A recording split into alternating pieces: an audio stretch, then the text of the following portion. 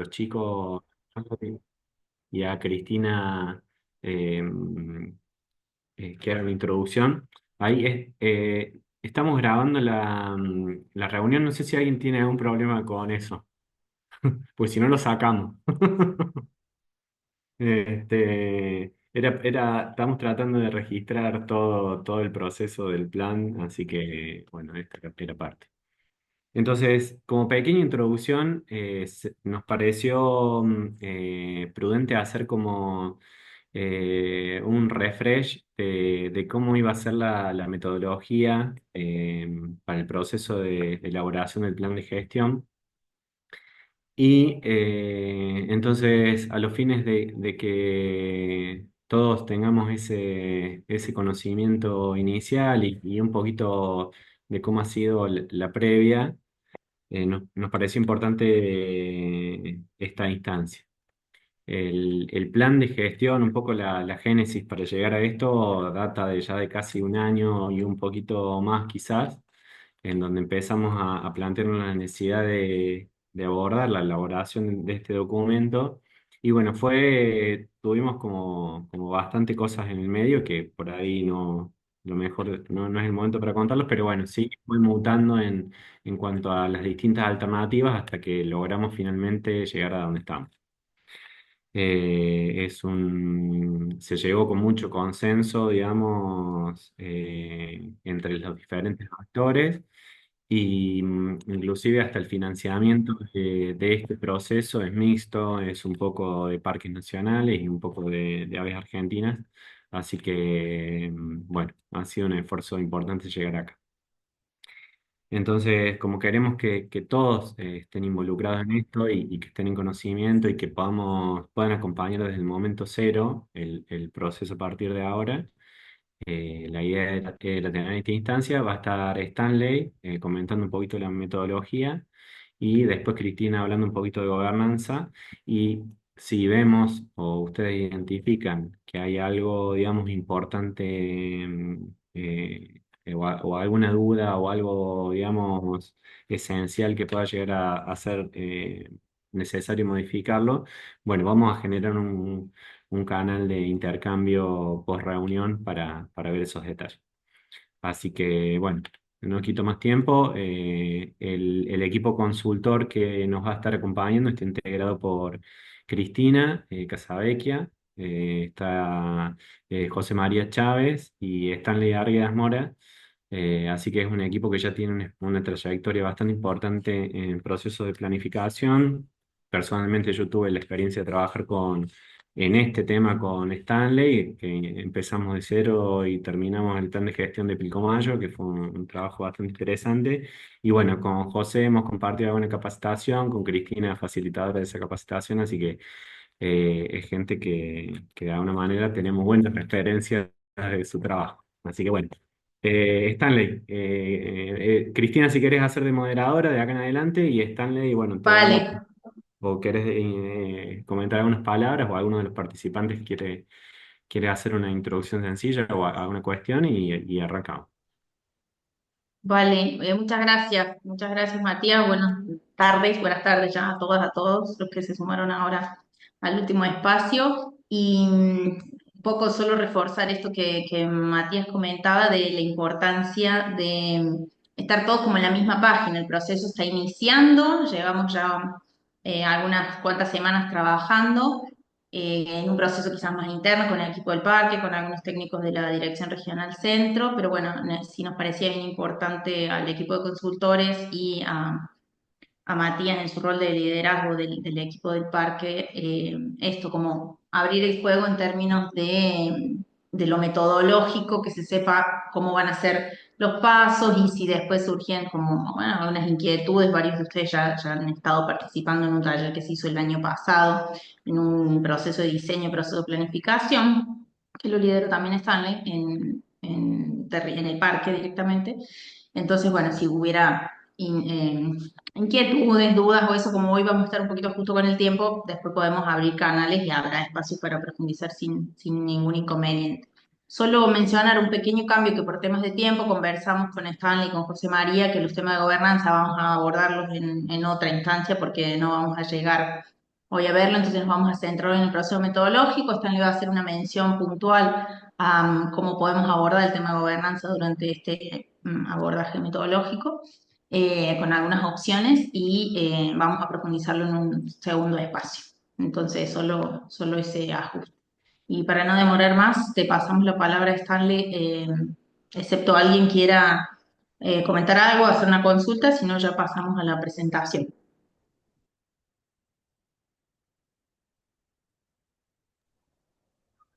Estamos ok, entonces saludo por allá a la mesa, veo está con nombre de Mariana, pero que hay varios colegas. Buenas tardes a todos. Eh, y bueno, cualquier inquietud podemos usar el chat para...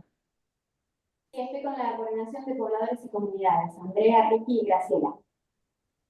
Ah, ok. Hola, ¿cómo va? Mucho gusto. Ok, entonces largamos. Ok, buenas tardes para ustedes. Un placer siempre estar con la gente de la Administración de Parques Nacionales, a quien respeto y que tengo mucho aprecio y perdón, consideración. Eh, Quienes habla Tania Arguedas está en Costa Rica. Ese fondo que ven ahí pues, es un fondo solamente, no sé, no solo para darles envidia, pero yo también siento envidia. Yo desearía estar ahí también. Eh, Estoy aquí en San José y bueno, yo voy a acompañar un poco a la distancia, asesorando al equipo que estaría ya en campo en el proceso, a excepción de un primer taller que vamos a tener en el mes de febrero, donde vamos a aplicar varias de estas técnicas que les voy a mostrar ahora en la presentación. Quería aprovechar, además de bueno, haber saludado ya a Matías, equipo, darle un saludo a Mariana, que anda por allá. Un gusto, María. Bien, vamos aquí, como dicen ustedes, a los bifes. Yo estoy aprendiendo algunas cosas de Argentina. Igual ya cada vez vamos menos a los bifes, Stanley, está cara la carne en Argentina, así que vamos a tener que cambiar. Ah, bueno, ya sí. Esa parte no me había actualizado de esos detalles. Bien, yo preparé una presentación para mostrar cómo, digamos, cuáles son las herramientas y los enfoques que vamos eh, a utilizar en esta presentación, en este proceso. Sí quería pedirle, Cris o José, si hay alguna cuestión, alguna pregunta, alguna cosa, que me avisen porque no, en este momento no veo al grupo. Ya, Perfecto. Sí, ok, vamos a estar pendientes, usemos el chat, porfa, para esa vía y las sumamos. ok. Em, entonces es una muestra, digamos, de cómo está diseñado este proceso, que es digamos, el diseño metodológico de este proceso. Es un diseño que llamamos un diseño adaptativo, lo vamos adecuando según vamos aprendiendo en cada proceso que vamos llevando adelante. Este proceso, digamos, este enfoque metodológico ha sido aplicado ya como 4 áreas acá en Costa Rica, 4 o 5 áreas. Lo inclusive en los inicios lo apliqué allá en Argentina, en el norte de Argentina, en parques como Cardones, el mismo Pilcomayo, en Barituno, Galar, también en áreas subnacionales, en Salta, lo hemos usado también en Chile y bueno, en otros países donde hemos podido desarrollar estos enfoques metodológicos. Eh, Hay una cosa importante, nosotros basamos el enfoque metodológico, lo vamos adecuando basado en 4 principios que llamamos principios fundamentales para una planificación inteligente. El primer principio es la trazabilidad de la planificación, es lograr entender que el momento que se plantea que algo se va a hacer, eso tiene origen en un problema que fue detectado y hay una relación que se ha ido construyendo, que con la cual uno puede inclusive devolverse y entender cómo una acción que se está proponiendo tiene fundamentos en la solución o la atención de una situación que se quiere cambiar. Entonces, eso es lo que le llamamos la trazabilidad. En algún momento lo voy a mencionar cómo es que este proceso lleva a esa trazabilidad. Otro principio de la planificación inteligente es el hecho de que esté diseñada para atender temas claves. Esto bajo la premisa que ninguna de las áreas protegidas en el mundo y particularmente en América Latina tenemos todos los recursos que deseáramos para hacer todas las cosas que nos gustaría. Dado esas limitaciones de recursos y sobre todo aplicando una cosa que llamamos nosotros la regla de la tercera parte, que es lo que nos dice es que básicamente un tercio de los recursos aproximadamente, por lo menos una tercera parte de los recursos que tiene el área son dedicados para la implementación del plan de manejo o plan de gestión. Y el resto de los recursos del área se utilizan para implementar otras cosas que, que se deben atender, que no se pueden descuidar, cosas administrativas y de otro tipo, por los cuales al final, pues, eh, realmente es un recurso muy limitado el que hay para implementar el plan de manejo. Entonces, este tiene que estar diseñado para atender los temas que son más claves y decir, bueno, si queremos hacer 50 cosas, pero las 50 cosas solo vamos a poder hacer 10. Entonces, ok, ¿cuáles son las 10 más claves? Y por eso generamos una serie de técnicas para priorización de actividades. Otro principio de la planificación inteligente es que está enfocado en acciones para lograr un cambio medible. Utilizamos en este sentido el enfoque de la teoría de cambio, en donde implica que es un plan que va a tener como foco el lograr un cambio en el territorio, no tanto o no solo en el hecho de hacer cosas, sino de el éxito del plan no va a ser hacer cosas, sino el éxito del plan va a ser lograr cambios en el territorio. Entonces está diseñado para ir logrando esos cambios.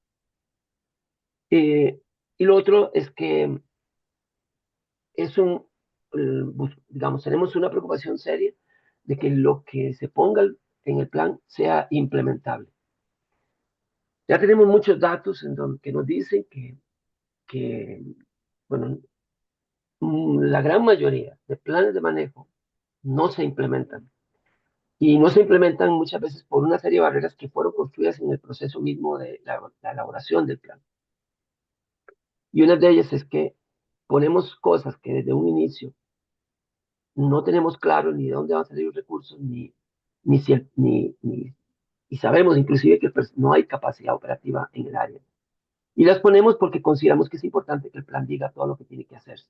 Y eso es un enfoque de planificación que está bien, digamos, para algunos casos está bien. Pero nosotros estamos optando más por un enfoque de planificación y lo planteado aquí, en donde se ponga en el plan algo que sea posible implementar con un esfuerzo eh, diferenciados para el área. Cuando digo esfuerzo diferenciado me refiero a que haga un esfuerzo adicional al esfuerzo del día a día, pero que sea factible de lograr. Entonces, esos 4 principios son principios sobre los cuales basamos mucho todo este enfoque metodológico y lo que va a ser aplicado en el caso de Ansenus. Otra cosa es que nos basamos mucho en todo el planteamiento metodológico de los estándares abiertos para la práctica de la conservación, conocidos más popularmente como los estándares para la conservación o estándares de conservación, que es un estándar o es un enfoque de gestión adaptativa, en donde la planificación es un estadio del proceso. Y pueden ver los cinco componentes y uno de los componentes es la parte de planificación. Pero es todo, digamos, un enfoque para hacer una gestión adaptativa. Pero para hacer una gestión adaptativa, la planificación tiene que ser adaptativa.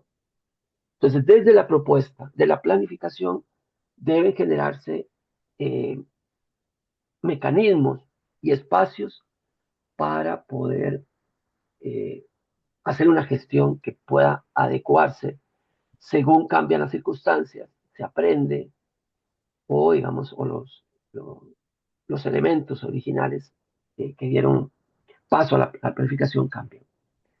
Entonces, tomamos mucho de estos elementos de los estándares abiertos, estándares de conservación, para hacer este enfoque metodológico. Todo esto lo planteamos al final, o está, digamos, descrito en este diagrama de flujo que muestra el proceso. Al inicio es un poco complicadito de entender, pero según lo vamos a ir explicando, van a ver que no es nada del otro mundo, pero requiere un poquito de explicación. Este proceso muestra todo eh, el- lo que vamos a llevar, los pasos y lo que vamos a ir generando a lo largo de todo este proceso. Iniciamos con la primera parte del proceso, que es la parte de diagnóstico, en donde analizamos una serie de cosas, de temas, de elementos relacionados al área protegida. ¿Qué analizamos? Esta metodología parte de la premisa que hay tres grandes cosas que debemos analizar en el área protegida para poder garantizar que el plan está, estará atendiendo los elementos fundamentales. Y en ese sentido, planteamos que son tres esos componentes. El primero es asegurar la conservación a largo plazo del patrimonio. Algunas veces pensamos que eso es lo único que debemos analizar, pero no es así. El otro es asegurar que esa protección genere externalidades o beneficios a, las, a la sociedad, a las personas, particularmente a las comunidades locales. Y lo tercero es asegurar que haya una capacidad de gestión y gobernanza adecuados. Para cada una de esas análisis, desarrollamos una serie de herramientas que inclusive adecuamos en cada caso que vamos analizando. En el caso de asegurar la conservación, nos basamos en las técnicas de los estándares abiertos con algunos ajustes que yo les voy a mostrar, eh, pero nos basamos básicamente en esas herramientas. Para el caso de las externalidades, hemos ido desarrollando una herramienta de análisis de la sostenibilidad de los servicios ecosistémicos y aplicamos un poco el criterio de la equidad en la generación o la distribución de esos beneficios. Algo pues que está ya muy metido en la Convención de la Diversidad Biológica y de hecho ustedes, me imagino, estarán al tanto de la meta 3 del nuevo marco global Cooling Montreal, en donde se establece el 30%, que es la parte cuantitativa, pero hay una parte cualitativa muy importante de esa meta, que es la que nos dice que ese 30% tiene que ser manejado de forma eficaz, conectado ecológicamente y gobernado de manera equitativa. Entonces hay que ir midiendo el tema de equidad en los planes de manejo. Esta herramienta que usamos es una herramienta que la tenemos en desarrollo, o sea, la vamos desarrollando en cada plan de manejo, vamos eh, encontrando formas de cómo irla mejorando. Y luego, en la parte de gestión y gobernanza, tenemos una serie de herramientas que igualmente en cada caso analizamos y aplicamos discrecionalmente. Y cuando digo discrecional, significa que en algunos casos aplicamos unas u otras o inclusive hacemos adecuaciones para los casos. Entonces, es una metodología que se genera, digamos, si bien tiene una base estándar, hacemos adecuaciones ad hoc para cada caso. Y hay un cuarto componente que realmente es parte de esos tres, pero que surge en cada caso, y son lo que llamamos temas de arrastre, que son temas particulares a los cuales se le da una atención particular para atenderlos. Los voy a mencionar más adelante. Entonces, sobre esto me voy a detener un poco. Em, sobre el componente de análisis. Vamos a empezar con las técnicas que usamos en la parte de conservación. Lo primero es que nos basamos en lo que los estándares abiertos llaman objetos de conservación. Ya lo hemos venido trabajando en varias áreas protegidas del sistema que maneja la Administración de Parques Nacionales. Eh, yo sé que la guía habla de valores, la guía de Parques Nacionales actual habla de valores, y eso es algo que eventualmente hay que ir ajustando la nomenclatura, porque el concepto de valores es- tiene más que ver con una cuestión de por qué son valiosas las áreas. Pero estos objetos de conservación o elementos focales de manejo, como las llaman aquí en Costa Rica, o elementos focales, como se llaman en Uruguay y así en diferentes países, han ido adquiriendo diferentes nombres. Son elementos de la biodiversidad en diferentes niveles de, de organización. Generalmente se enfoca en poblaciones, especies o poblaciones de especies, hábitat o grandes ecosistemas.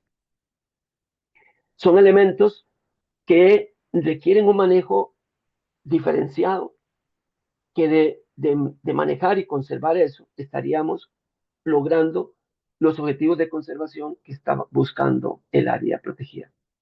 Entonces son más que un valor de conservación, es un criterio técnico de planificación para proporcionar elementos sobre los cuales nosotros podemos desarrollar toda una planificación.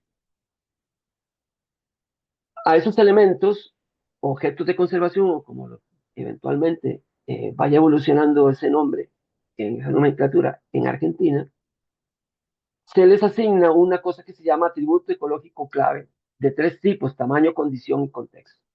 Sobre eso hay todo ya digamos, una contextualización, perdón, una conceptualización que yo no voy a entrar aquí muy en detalle, pero los atributos ecológicos clave tienen que ver con cosas cuantitativas que requiere el elemento focal para sobrevivir. La condición tiene que ver con cosas cualitativas y el contexto tiene que ver con eso, con lo que tiene que ver en el gran paisaje del elemento para permitirle sobrevivir. En última instancia, los atributos ecológicos clave son elementos que eh, de garantizarse su existencia en cantidad y calidad, garantizamos la existencia del elemento focal o el objeto de conservación.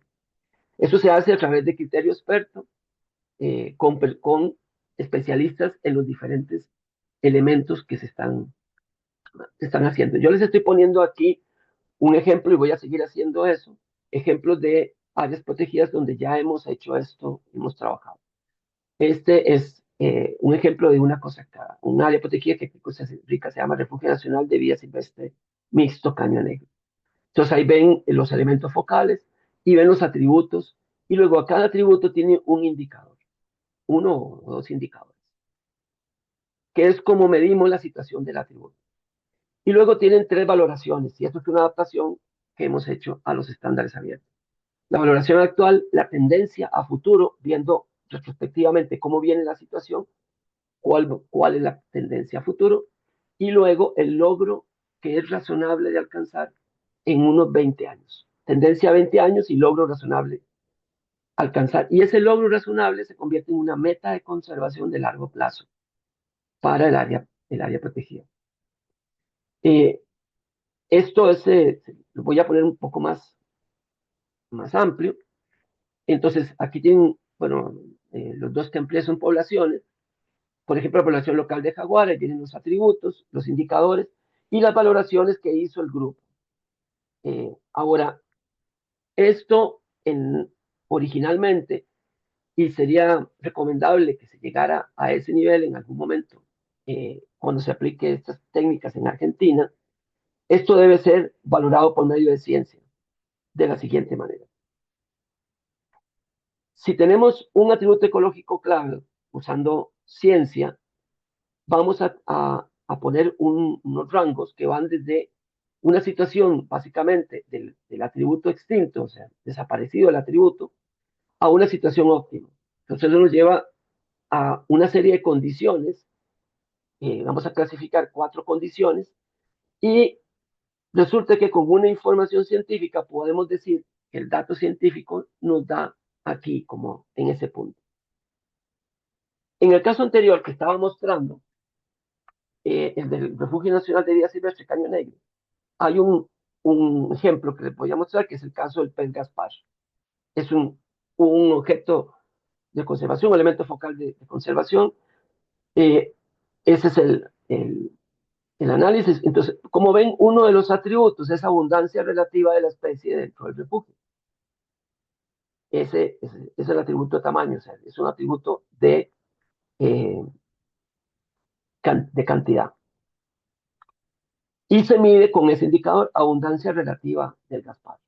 Eso ya inclusive forma parte de todo un programa que se llama el PRONAMEC, Programa Nacional de Monitoreo Ecológico, que lo aplican en las áreas protegidas en Costa Rica.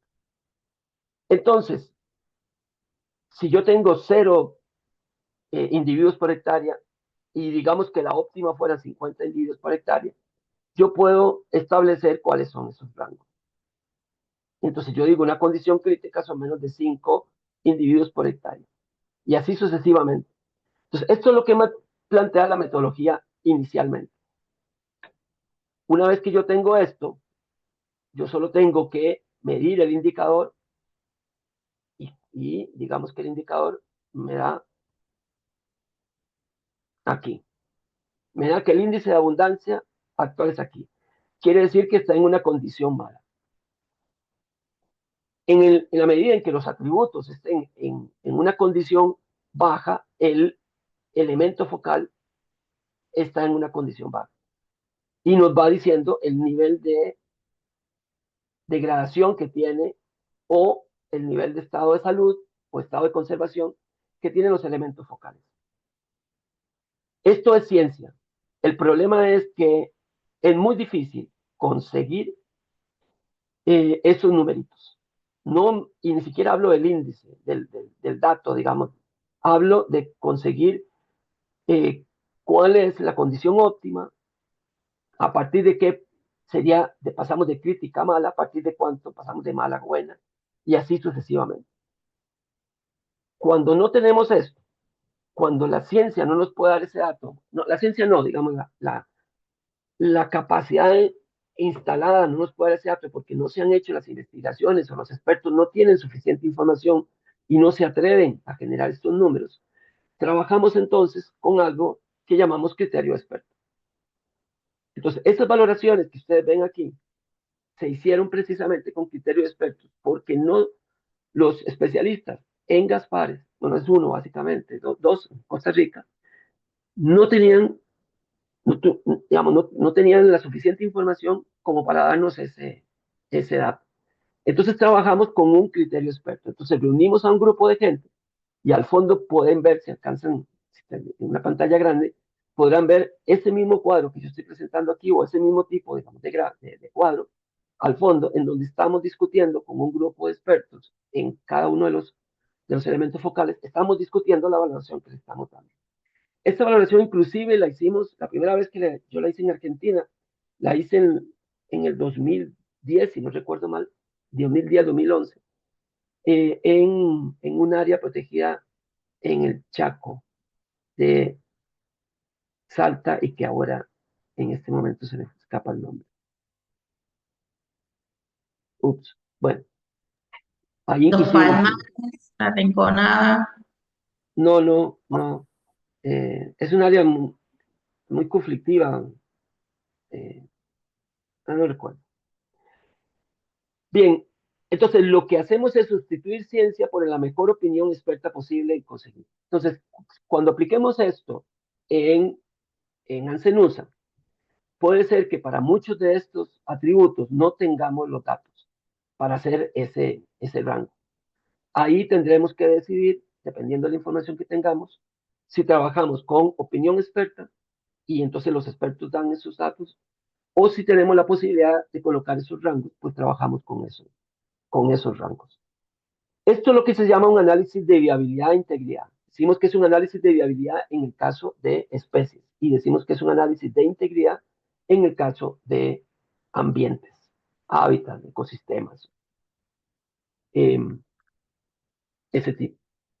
Esto es un análisis que hacemos y Stanley, lógicamente, ¿sí? hay algunas consultas y comentarios acá de los colegas. Propongo quizás que termines de explicar toda esta parte de elementos focales y atributos ecológicos y después vamos a estas consultas. Ok. Creo que cierro ya con esta diapositiva. Aquí el tema importante es que estos indicadores de atributos ecológicos clave se vuelven, en última instancia, cuando esa información no existe, se vuelve en un vacío de información, vacío de conocimiento, que se deben convertir en iniciativas de investigación. O sea que esto debería ir a un plan de investigaciones eh, para, digamos, ir generando información adecuada al manejo. Eh, Paro aquí, si quieres. Vale, entonces tenemos ahí algunas consultas que están en el chat. Alberto preguntaba si, Alberto Simino de la DRC, si para temas de patrimonio cultural se considera este aspecto de atributos ecológicos clave, y Mariana Méndez respondía que se han hecho adaptaciones para algunos planes de gestión. Alberto comentaba que no se debería poder medir de la misma forma. Y después Marco Ferioli también de DRC comentaba esto que es importante una línea de base potente o por lo menos identificar los vacíos de información, un poco esto que decía Stanley ahora, Marco. Y después Mariana pregunta cómo se valida o Pero oficializa o se vamos una por una, normaliza. porque no Vamos, vamos. recuerdo. Vale, Sí. lo primero Primero, era el esto, primero, el aplicación tema para cultural. temas, sí. Sí. Eh, Esa es una discusión muy interesante. Qué bueno que lo pusieron sobre la mesa. Em, la, la gente que promueve estándares abiertos y promueve estas metodologías habla de que sí se puede para cualquier tipo de elemento cultural. En mi caso, en lo personal, desde mi experiencia, funciona, se puede adecuar inclusive esos mismos tipos de atributos, tamaño, condición y contexto, y ya lo hicimos para el caso del Palmar, en Tres Ríos, para elementos culturales tangibles, una casona, un sitio arqueológico, para ese tipo. Para elementos culturales intangibles, yo no recomiendo este tipo de análisis. O sea, eso tiene que hacerse con otras herramientas de la antropología social o de la psicología o de otras ciencias. Y esta metodología es una metodología muy grosera y para mí inadecuada, siempre y cuando sea cultura intangible, tradiciones, cosmovisiones, cosas de ese tipo. Pero sí hemos visto que es adaptable y funciona, digamos, se puede conseguir atributos interesantes que sean atributos culturales claves cuando el elemento focal es un elemento de cultura tangible. Ahí cerraría la primera pregunta. Ok, gracias. No sé, Alberto, si querés consultar algo más o algún comentario, o con eso Sí, estamos. perdón, Cristina, gracias. Me resulta medio complicado poder aplicarlo al patrimonio cultural porque por lo que estuvimos viendo, yo si tengo un sitio que es representativo, para mí es un valor y no tengo 10 sitios de lo mismo. No sé, tal vez con un ejemplo, si se puede ilustrar con un ejemplo puede llegar a ser más entendible. Sí, Gracias. gracias, sí. Tienes razón, o sea, de hecho, esto se hizo para elementos focales, objetos de conservación biológicos, no se hizo para culturales. Desde hace un tiempo para acá, hace tal vez bueno, hace mucho tiempo para acá, hace unos 15, 18 años, un grupo de Guatemala venía desarrollándolo adecuaciones de esto para elementos culturales. Y hicieron toda una propuesta para elementos culturales. Puedo conseguir el documento de adaptación y mandárselo.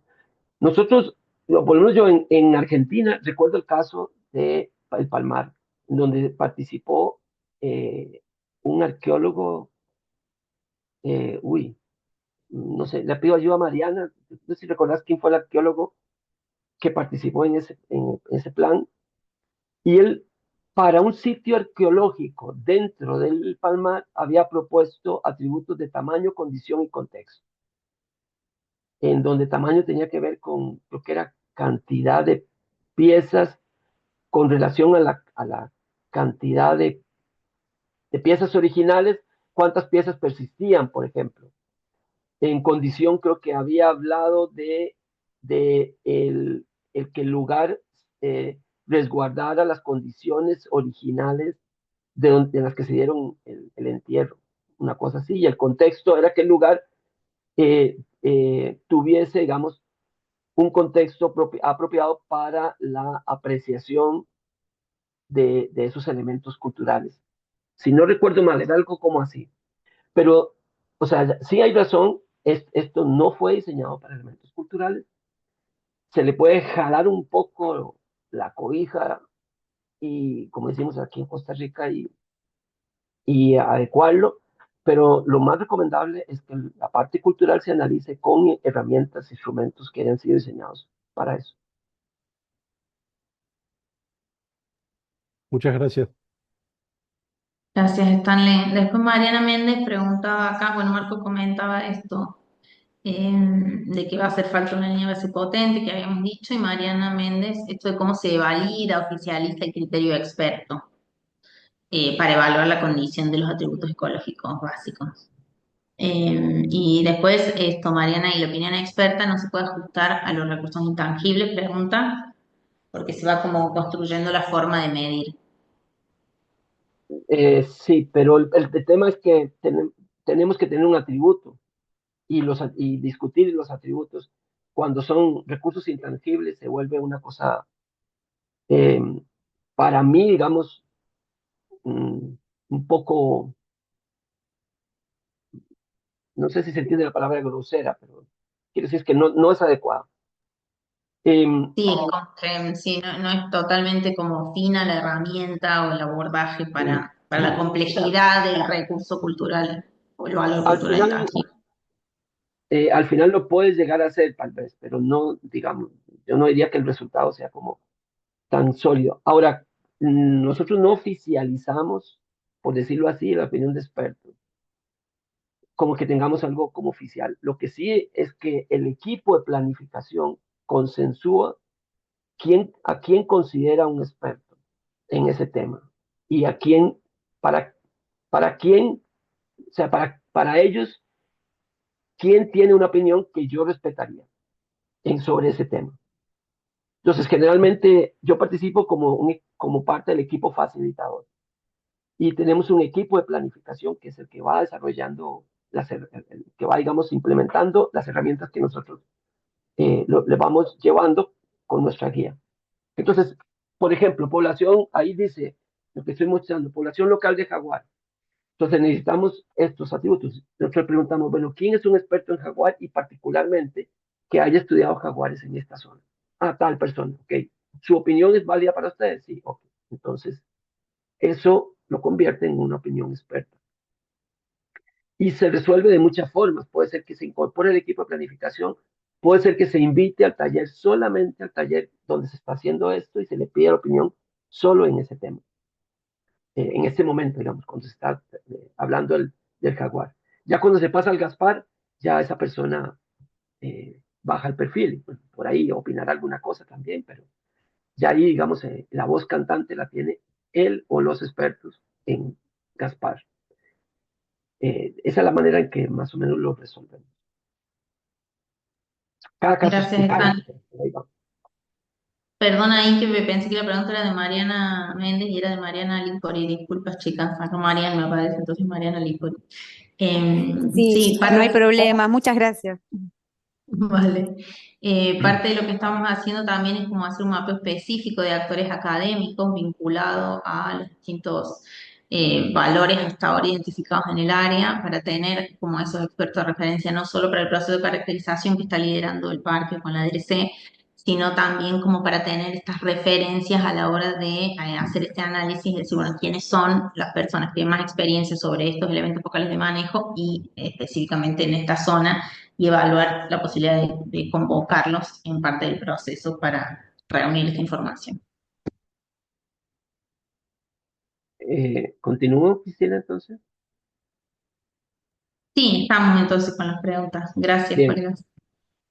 Entonces, el componente de conservación lo abordamos desde dos perspectivas. Una es el estado de viabilidad o integridad de, del patrimonio natural y cuando se requiere, y con esas salvedades que dije, el patrimonio cultural que está, digamos, que forma parte de los objetivos que tiene el área.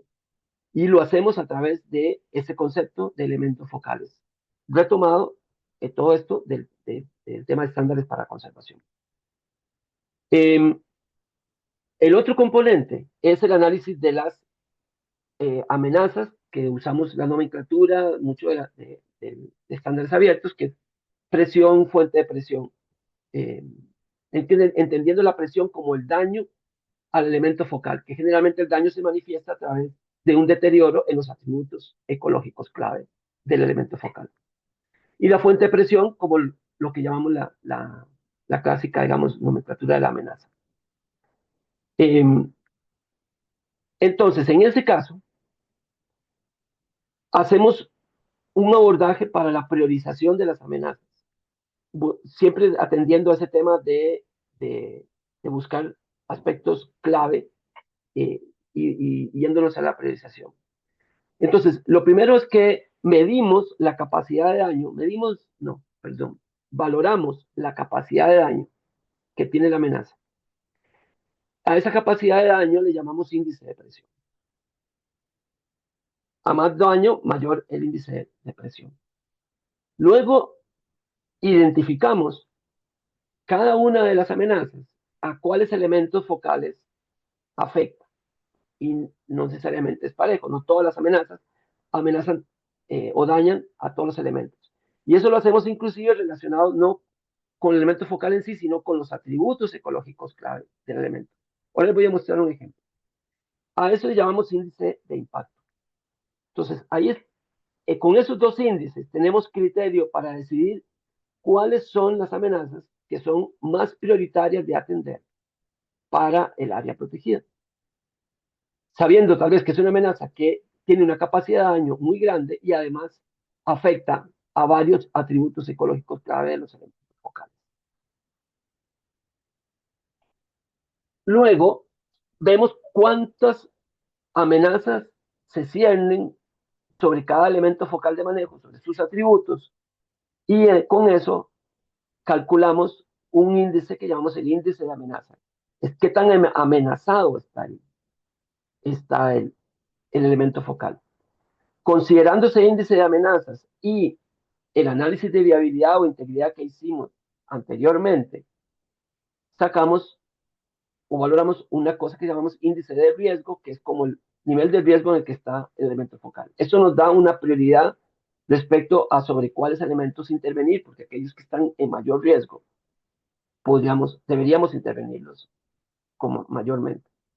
Entonces, todos estos análisis se hacen, como siempre, para llegar a priorización. La priorización de las amenazas empieza con el índice de presión y para eso usamos tres parámetros, el parámetro de extensión, el parámetro de impacto y duración. Hay una serie de criterios que están explicados de cuándo se coloca un 1, un 2 o un 3, que son las tres opciones que se tienen.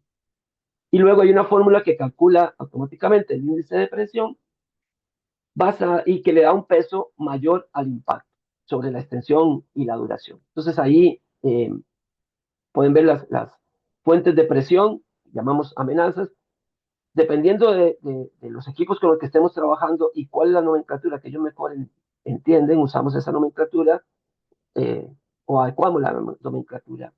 Siempre tratamos de que la metodología se adecue al equipo de planificación y no que el equipo de planificación se adecue a la metodología. Eso sin perder la esencia de la metodología. Luego, una vez que hemos hecho este cálculo de índice de presión, vean aquí están las mismas amenazas que estaban anteriormente. Si no recuerdo mal, no estoy usando otro ejemplo. Las vamos cruzando con los atributos ecológicos clave.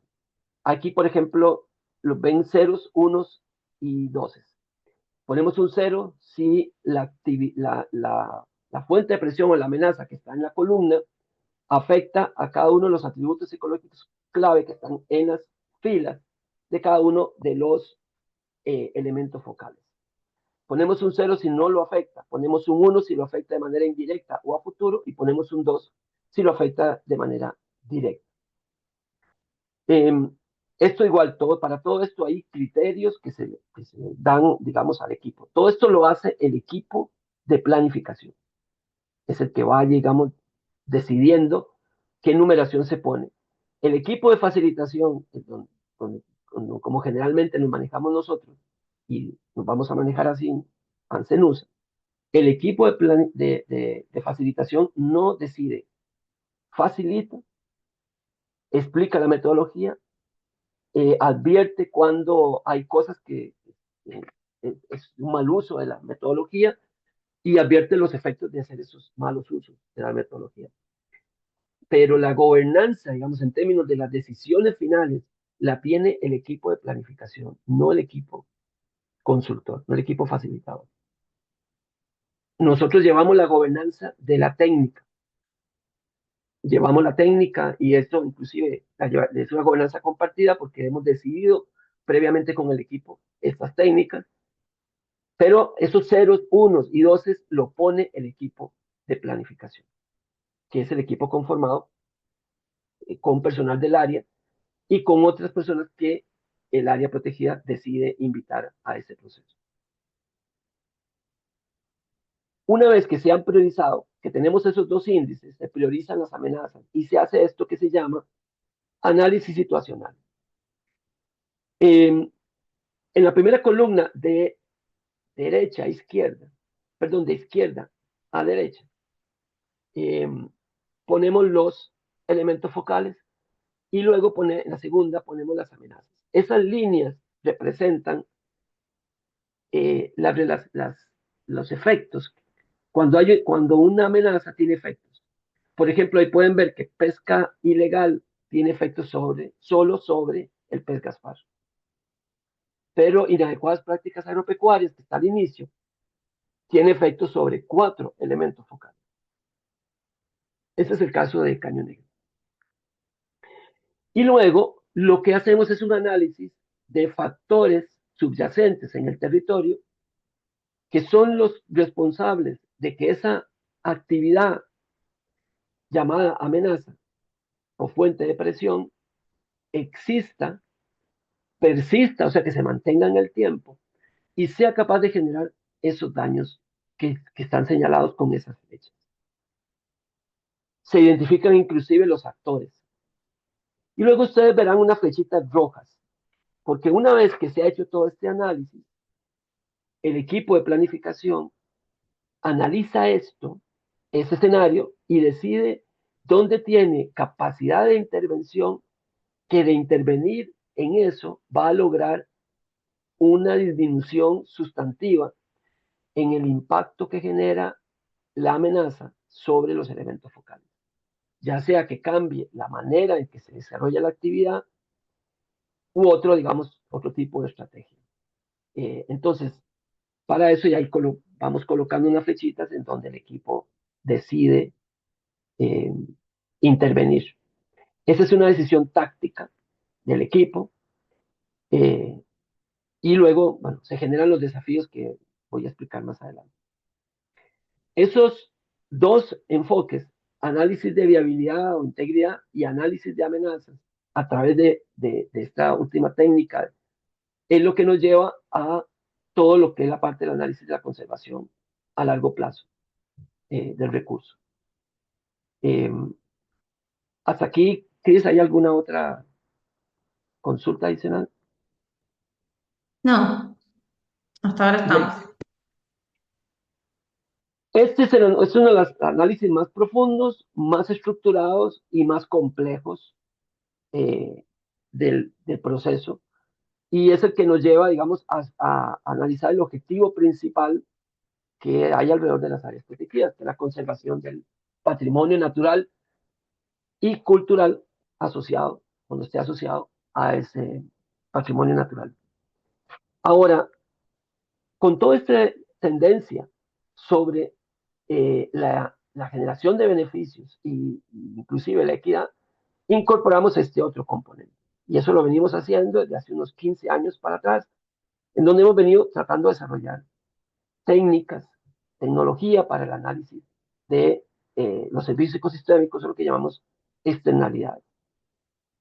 Para eso hacemos un análisis donde primero identificamos, esto que estamos trabajando es un afiche en donde está contenido todos los resultados de un análisis.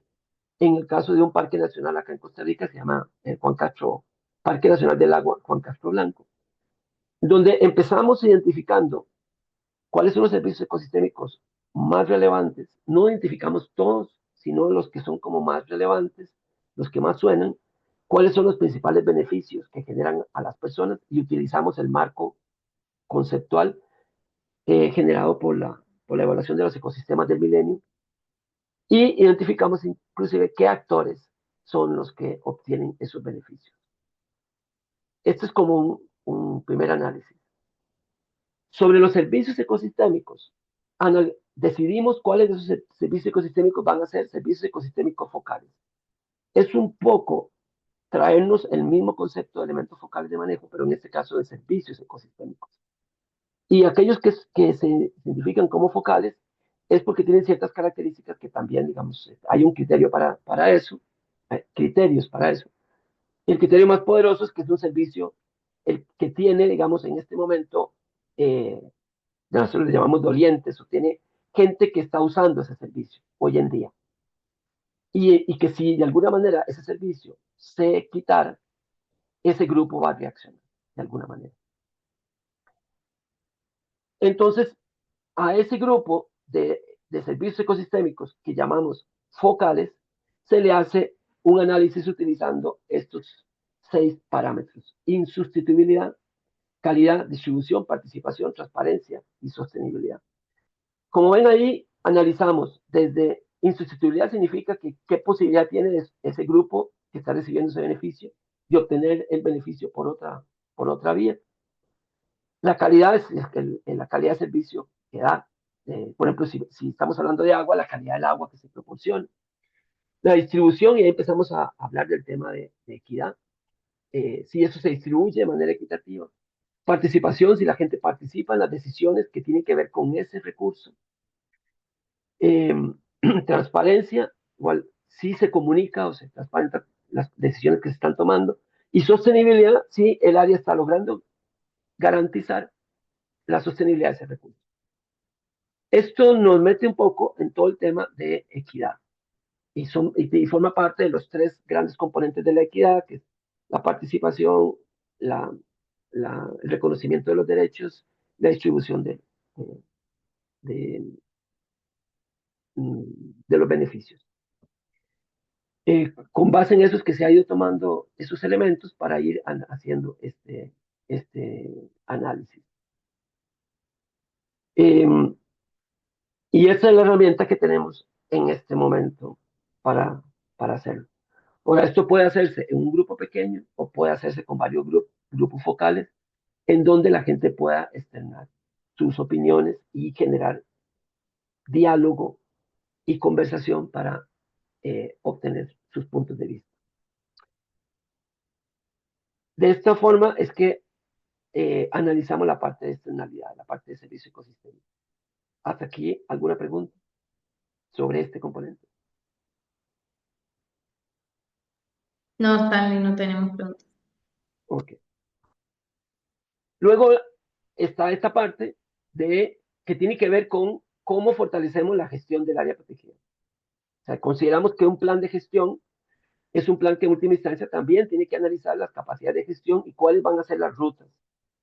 Parte o uno de los componentes importantes que han sido barreras de implementación de los planes de gestión en América Latina en general, eh,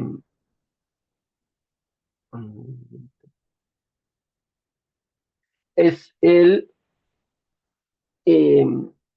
el hecho de que los planes proponen acciones para, para los cuales se necesita un fortalecimiento institucional, pero el plan no incorpora la ruta a ese fortalecimiento institucional.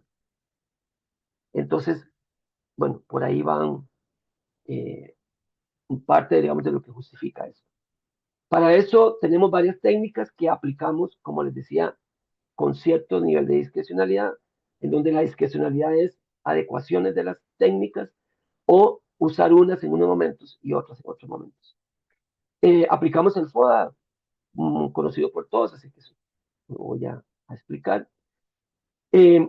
Hacemos un análisis de las corridas de las herramientas de evaluación de efectividad. En este caso son las corridas entre el 2019 y 2023. Este es el Parque Nacional del Agua Juan Castro Blanco, de la herramienta de evaluación de efectividad que se corre aquí en Costa Rica. Allá sería la MEC, eventualmente, la que, la que estaríamos usando para ver cómo la MEC, cuáles son los aspectos que considera la MEC que están más bajos y entonces dónde hay que poner énfasis.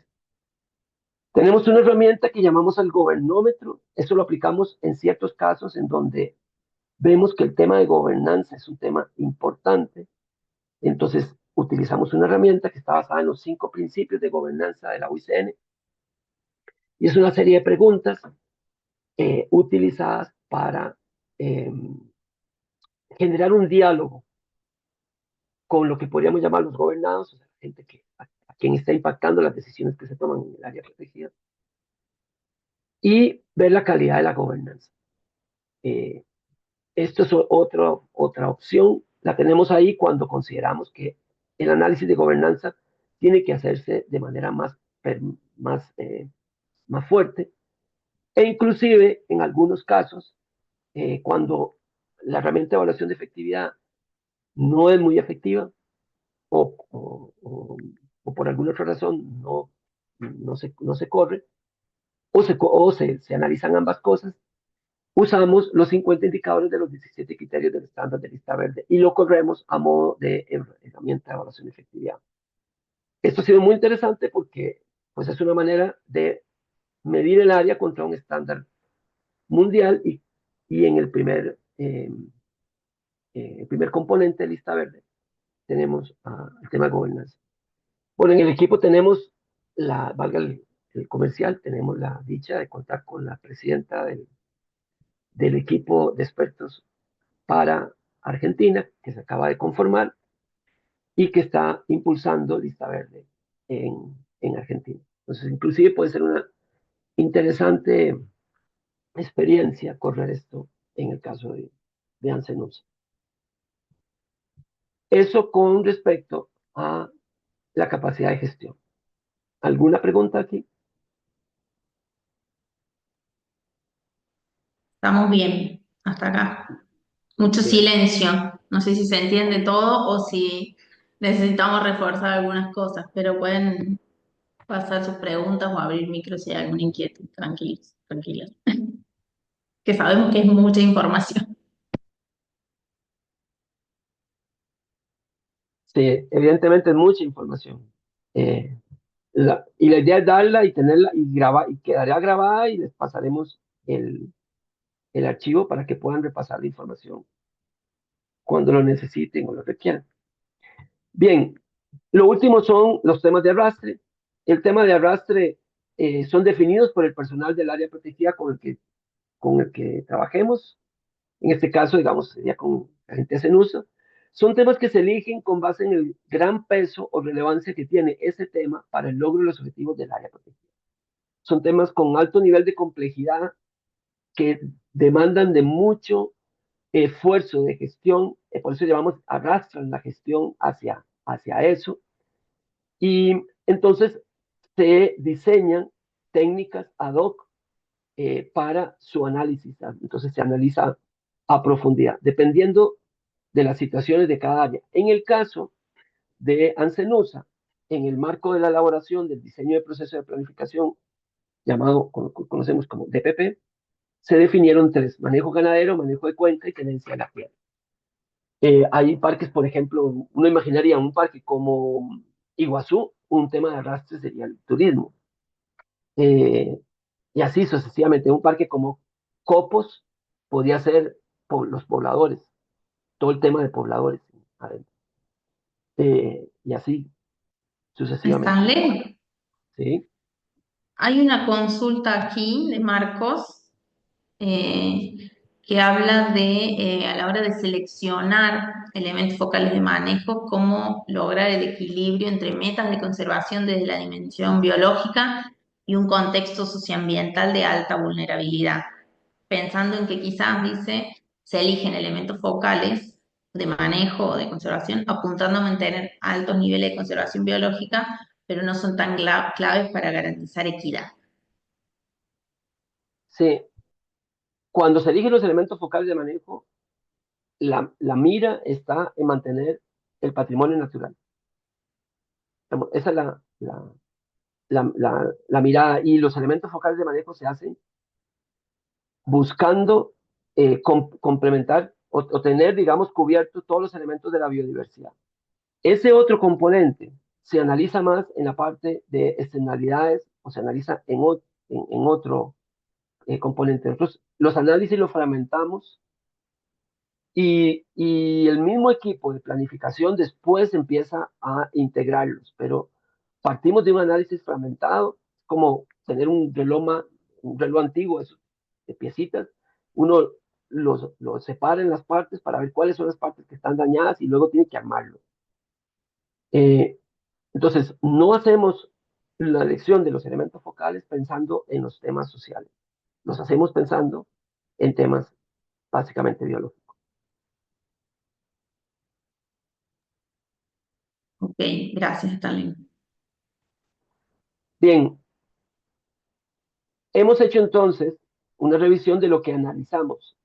Ahora, ustedes ven, hay unas pelotitas de colores. Esas pelotitas de colores representan lo que llamamos desafíos. Y eso ocurre en cada análisis. Estas pelotitas de colores van representando los desafíos que van surgiendo en cada análisis. Ahora, ¿qué es esto? Los desafíos surgen en una primera instancia porque luego son revisados y en muchos casos adecuados. Surgen en una primera instancia al final de cada análisis. Entonces, cuando, por ejemplo, aplicamos el análisis de situacional de las amenazas y decimos, vamos a trabajar aquí, aquí y allá para disminuir las amenazas, en este momento, cuando la información está caliente, está a flor de piel, se han generado discusiones, cerramos ese análisis haciendo esta pregunta: ¿qué debemos cambiar en el territorio que, de hacerlo, se mejorará sustantivamente la situación analizada? Eso lo hacemos para el análisis de gestión, lo hacemos en el análisis de externalidades, lo hacemos en el análisis de viabilidad y lo hacemos en el análisis de amenazas, y lo hacemos en cada uno de los análisis de los temas de arrastre. Después de cada análisis, cuando la información está ahí, el equipo de planificación responde a esa pregunta. Las respuestas a esa pregunta se convierten o están representadas en esas bolitas de colores. Y tienen diferentes colores porque esas respuestas van a ir como a diferentes temas. Eh, por ejemplo, yo podría decir que para mantener eh, la población de jaguar, el tamaño poblacional, yo necesito hacer un reabastecimiento de la población. Supongamos que tuviera que hacerlo. Ese es un desafío. Eh, Mejorar la cantidad de individuos de jaguares que hay en la zona. No sé. Estoy haciendo una locura, porque ya vi que es una locura. Pero, eh, eso sería un desafío. Entonces, son las conclusiones de cada uno de los análisis. Esas conclusiones o desafíos los agrupamos por tema. Y a partir de ahí desarrollamos algo que se llama la teoría de cambio. Entonces, como ven, por eso yo pongo, digamos, hay un grupo de amarillos, que es el tema uno.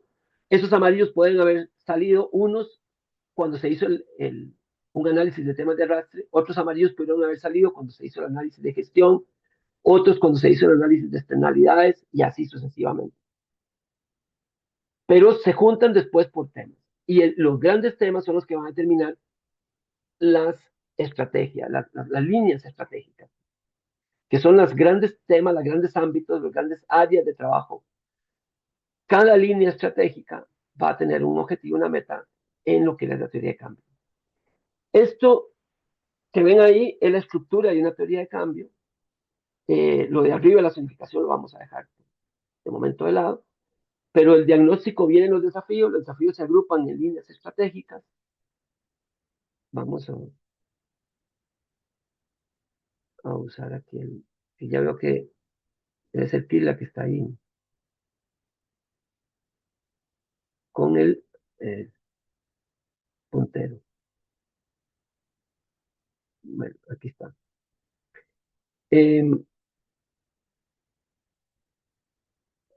Bueno, las líneas estratégicas, que son estas. Ahora, sobre cada línea estratégica hacemos un objetivo de cambio y las metas de gestión vienen directamente de los desafíos. Cada desafío se convierte en una meta de gestión, o sea, cuantificamos ese logro que identificamos en el diagnóstico. Luego viene algo que es una adecuación de los estándares abiertos, que es el análisis de la cadena de resultados, que son como las cosas que deberíamos ir resolviendo. Nosotros los agrupamos en resultados trianuales. ¿Qué debemos resolver en el primer trienio? Porque son planes de manejo de 10 años. ¿Qué debemos resolver en el primer trienio, en el segundo, en el tercero?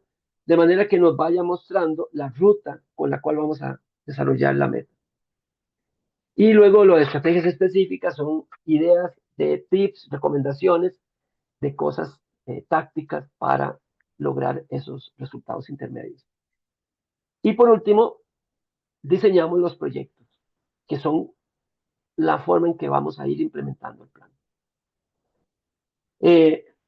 En la parte de arriba, donde están las metas de conservación, que también definen lo que es la zonificación, son la escala de 20 años, que son aquellas metas que yo les mostré que tiene que ver con el escenario inicial de los elementos focales. Las metas de gestión se ponen a 10 años, en caso de Costa Rica, que operamos a 10 años. Yo sé que ustedes tienen en la guía para 6 años, pero también sé que han estado como estudiando la posibilidad de aumentar ese tiempo. Podría ser un buen momento de hacer un caso piloto para ver cómo reaccionan a 10 años. Bueno, lo que se establece a 10 años son las metas de gestión. Los proyectos se establecen a 3 años. Y ahora explico cómo funciona esto. Esta es una típica meta, perdón, línea estratégica, ¿sí? Hay un comentario acá de Alberto Simino que quedó ahí en donde cuando se hablaba de patrimonio cultural y la forma de hacer los análisis de atributos ecológicos claves para los elementos focales de manejo. Y entonces, después de la pregunta de Marcos, Alberto comentaba esto, que el patrimonio cultural, desde su mirada, es parte de la biodiversidad y muchas veces lo intangible, que está en ese combo de lo cultural, tiene que ver con lo social en cuanto a identidad y pertenencia. Es un poco sobre la discusión anterior, recién veo el comentario de Alberto, entonces lo dejo ahí, lo podemos retomar después, pero para que sepamos que quedó eso ahí en el tintero. Mariana creo que levantó la mano. A mí no me parece aquí a mí. Sí, sí, Sí, sí. No, era para decirte, Chandra, que nosotros elaboramos las lecciones aprendidas en el año 2018 y ahí lo que dijimos, o sea, establecimos como recomendación que se llevara el horizonte temporal de los planes de gestión a 10 años. Así que, digamos, está Estamos bueno alineados. que lo Bien, hagamos a 10. ok. Sí, creo que ese comentario me lo habías hecho ya en Uruguay. Pues por eso hice esa salvedad.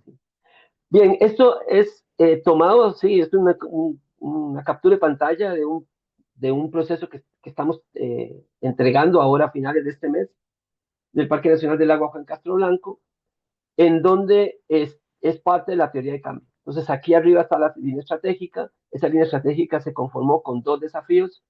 Si ven aquí dice AG, eso significa que es un desafío que sale del análisis de gestión y el otro desafío salió del análisis de amenazas.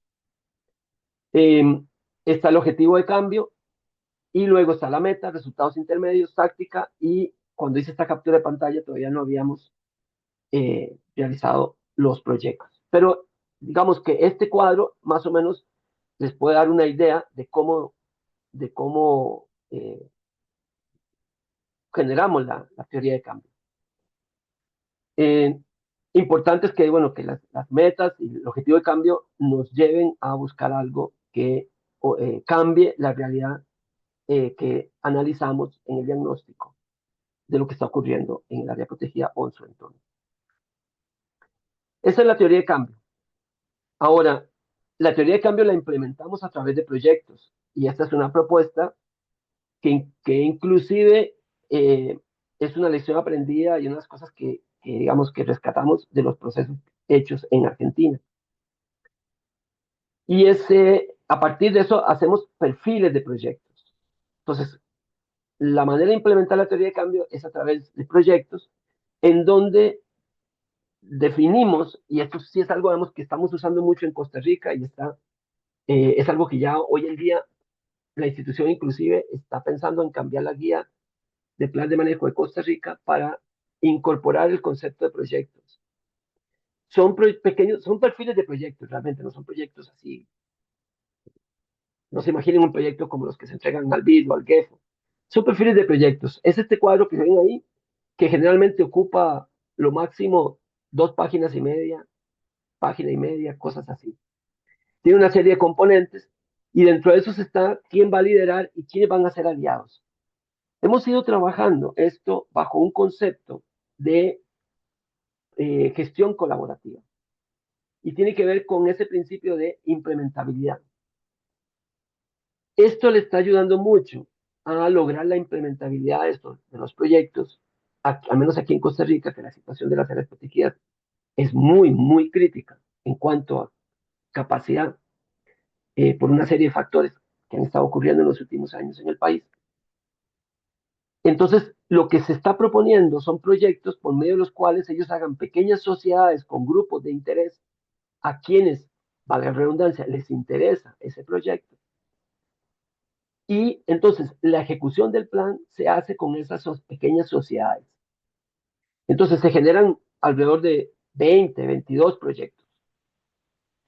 Y esos proyectos se diseñan para ser coejecutados con otros actores que están operando en la zona, ya sean otras instituciones del Estado, con comunidades, con ONGs, en fin, con quien esté operando en la zona, a quien le pueda interesar los resultados de ese proyecto.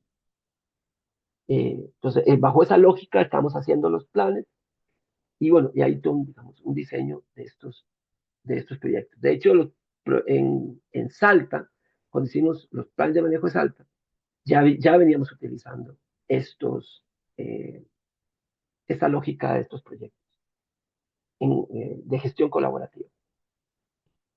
Ahora, ¿cómo funciona esto?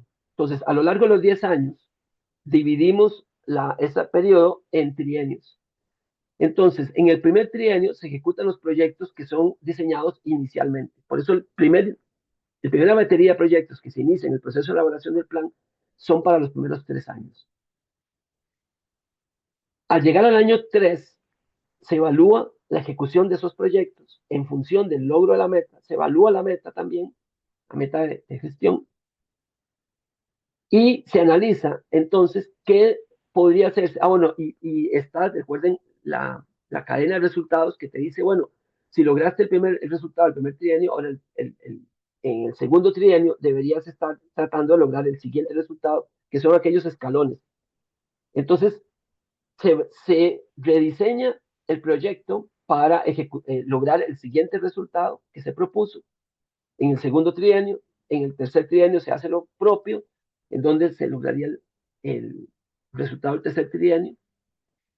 Y al final del tercer trienio se planifica el último año, en donde se cierran las cosas que hayan quedado pendientes y se planifica la elaboración de, o revisión o actualización o como, digamos, convenga en ese momento del siguiente plan de manejo. Entonces, nosotros no hacemos un plan en donde están las acciones para 10 años, ni tampoco un presupuesto para 10 años. Y pues, de hecho, no trabajamos con un presupuesto, trabajamos con una estimación de costos incrementales, que son los costos adicionales a lo que ya se tiene, que se deberían conseguir con esos, en esas pequeñas sociedades para lograr implementar el plan. Y son costos aproximados, son estimaciones de costos incrementales. Y se va trabajando con cada 3 años. Esto ayuda mucho a la implementabilidad, ayuda mucho a mantener la vigencia del plan, porque lo que hemos descubierto es que nadie tiene una bolita de cristal que permita adivinar el futuro y decir en este área protegida, en el año 8, estas son las actividades que tiene que realizar. Los planes generalmente después del tercer, cuarto año, en su componente operativo, quedan completamente desactualizados. Eso ya son lecciones aprendidas muy fuertes que nos dicen que no podemos hacer un plan operativo o un plan de trabajo para 10 años. Lo que sí podemos hacer es marcar las metas a 10 años. Las metas, en tanto mantengamos las metas, mantenemos la esencia del plan. Las metas se mantienen para 10 años. La manera de irlas logrando se va readecuando y tiene que ver con todo este enfoque de gestión adaptativa, se va readecuando cada 3 años. Se van haciendo esos proyectos. Y bueno, eso es la manera en que resolvemos esto que ven ahí.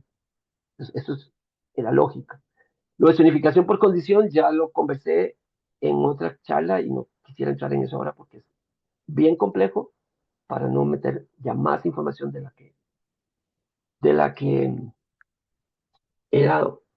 Solo quiero mostrar una última cosa con respecto a este gráfico. Partimos de los desafíos que surgen de cada análisis de gestión. Esos desafíos se agrupan y forman las líneas estratégicas. Esas líneas estratégicas se convierten en objetivos y metas que se implementan a través de proyectos que son distribuidos, esos proyectos, a lo largo de de la estructura gerencial que tenga el área protegida, que generalmente pues la hacemos a través de programas. Y esto es lo que nos da la trazabilidad. Es lo que sabemos que si un proyecto no se ejecuta, entonces esa meta no se cumple, entonces ese desafío no se atiende, por lo tanto esa situación analizada no se va a resolver. Y esta es la trazabilidad. Para la adaptabilidad planteamos 3 niveles de seguimiento. El seguimiento al impacto, que es el seguimiento de los atributos ecológicos clave, y eso tiene que ver mucho con un comentario que hizo alguien respecto a que sí se requiere una línea base. Claro que sí, hay que hacer una línea base.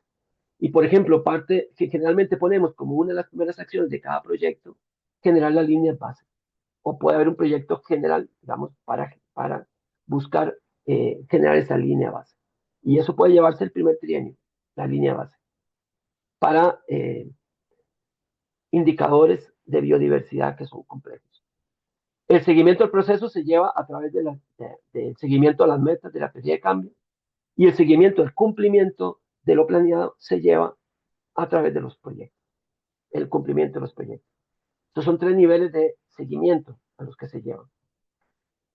Y por último, y aquí cierro la charla, mostramos, llegamos a este punto en lo que llamamos gestión a vista y eso también es para fortalecer la implementabilidad de este plan.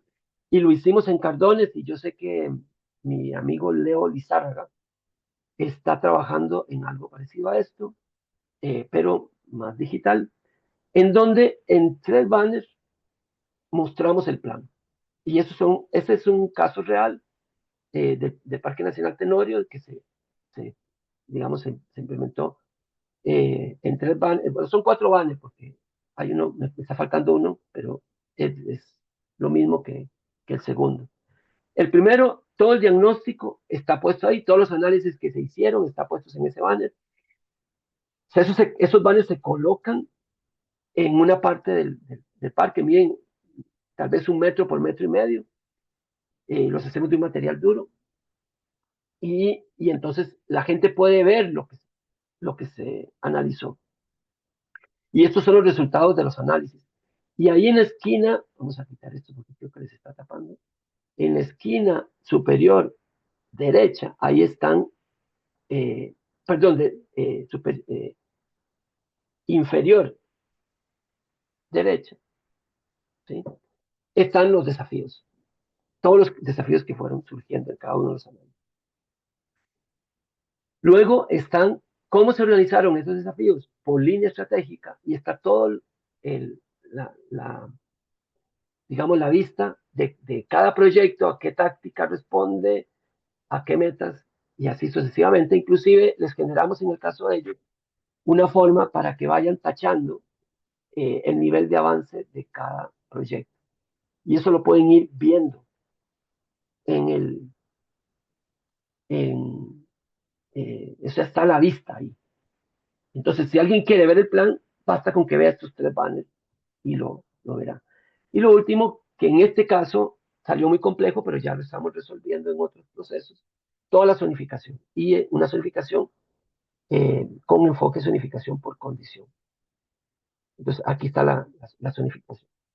Entonces, en 3 banners está en 4 banners está el plan de manejo. No tienen que ir a ningún documento para enterarse rápidamente del plan. El documento, lógicamente, es importante, contiene todos los detalles, contiene mucho más información que los banners, pero la información esencial está ahí. Eso es lo que estamos pensando aplicar en Ansenusa, adicionalmente a la zonificación por condición. Y aquí termino mi intervención. Muchas gracias, Stanley. Tiempo récord. Presentar todo, siendo 15 y 29. No tenemos, como había comentado Matías, mucho tiempo para preguntas o discusión, pero no queremos que eso quede en el tintero de surgir otras preguntas, inquietudes. Podemos abrir un canal de comunicación. No sé, Matías, si vos querés que sea Hay el... una Sí. última cosita, 2 reflexiones. La primera es que es una metodología muy sólida, ya ha sido ya mucho, pero eso no significa que no sea adaptable y que la adaptemos. La adaptemos, la vamos adaptando, mejorando, adecuando a cada caso. Las herramientas, la manera en que se aplican y algunas cositas las vamos adecuando. Pero mantenemos un poco, digamos, el proceso, que es lo que le da mucha solidez al, al, a lo que surge. Y en términos de productos, hace lo mismo que pide la guía actualmente de la Administración de Parques Nacionales. O sea, genera los mismos productos. Este análisis ya lo hicimos, inclusive está en el DPP, el análisis. O sea, no es una metodología que viene a cambiar la esencia de la guía de plan de manejo de APN. Lo que cambia son las herramientas, las técnicas, algunos elementos conceptuales o enfoques. Pero tenemos lo que pide la guía que se analice, se analiza, eh, plantea lo que hay que hacer, lo que hay que lograr, que es el alcance, que lo plantea la guía. Lo planteamos con un enfoque de teoría de cambio que usamos ahora. Y luego plantea un plan de trabajo que también lo pide la guía.